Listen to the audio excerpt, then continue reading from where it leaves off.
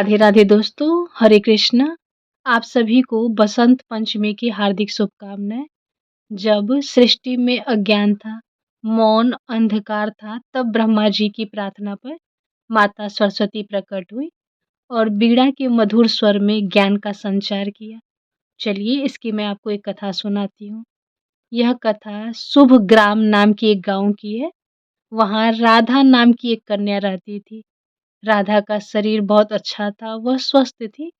बस विधाता ने उसे एक ऐसी कमी दे दी थी, जिससे उसके पूरे अस्तित्व को हिला के रख दिया था।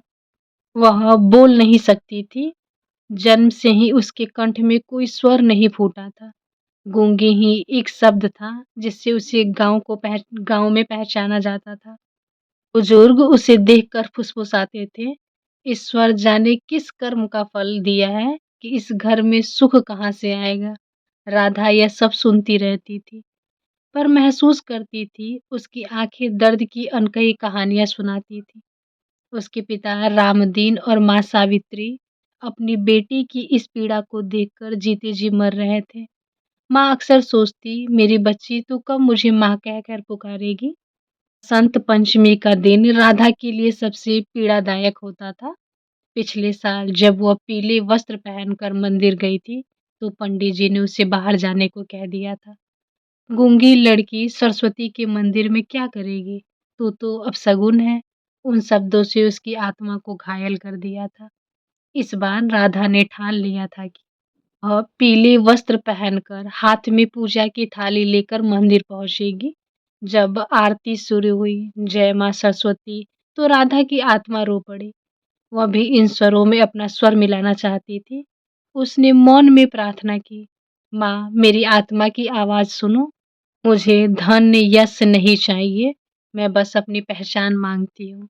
मैं बस यह चाहती हूँ कि मैं अपनी माँ को माँ कह के पुकार सकूँ।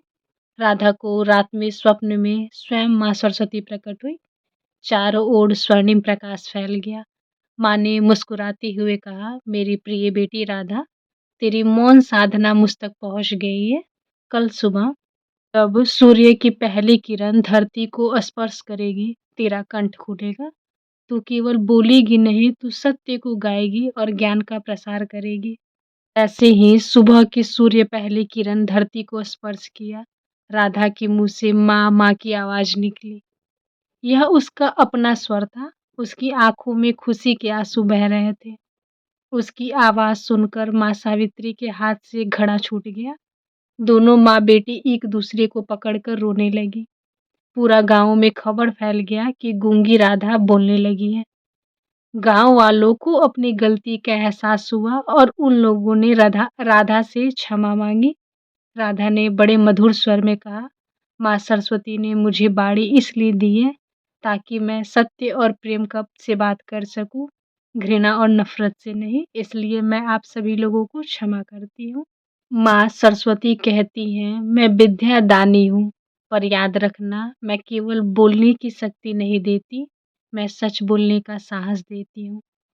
हे मनुष्य, तुम अपने किसी निर्बल का अपमान करते हो, तो मेरी बीड़ा का तार टूटता है। जब तुम किसी गूंगे का मजाक उड़ाते हो, तो मेरी विद्या तुमसे मुंह मोड़ लेती है। राधा के आंसू उस दिन मेरे मंदिर में सबसे पवित्र पूजा थे। मैंने उसे वाणी इसलिए दी ताकि तुम चुप हो जाओ और तुम्हारा अहंकार टूट जाए। विद्या का अर्थ डिग्री नहीं, करुणा होती है। जिसके भीतर करुणा नहीं, उसके भीतर मैं नहीं रहती। यदि तुम अगली राधा को भी रुलाओगे, तो अगला मौन तुम्हारा होगा। तुम चिल्लाओगे पर कोई सुनेगा नहीं। और यदि तुमने किसी निर्बल को सताया है, मैं तुम्हारा कभी भला नहीं करूँगी।